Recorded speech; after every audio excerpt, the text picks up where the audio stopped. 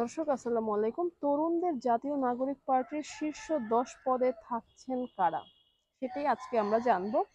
তো একটু নিউজের বিস্তারিত যাই আমরা।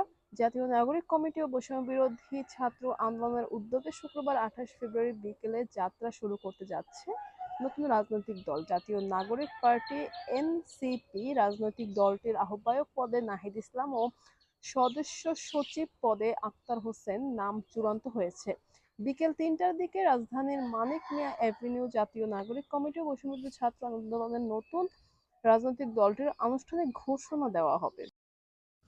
তো 10 পদে যে নাম চূড়ান্ত হয়েছে আমরা সেটি জানবো। আহ্বায়ক হচ্ছে নাহিদ ইসলাম, সিনিয়র যুগ্ম আহ্বায়ক সামান্তা শারমিন ও আরিফুল ইসলাম আদিব, সদস্য সচিব আক্তার হোসেন, সিনিয়র যুগ্ম সদস্য সচিব তাসনিম জারা ও নাহিদা সারোয়ার নিবা, মুখ্য সংগঠক হাসনাত আবদুল্লাহ দক্ষিণাঞ্চল ও সার্জিস আলম উত্তরাঞ্চল, মুখ্য সমন্বয়ক নাসির উদ্দিন পাটোয়ারি এবং যুগ্ম মুখ্য সমন্বয়ক আব্দুল হান্নান মাসুদ।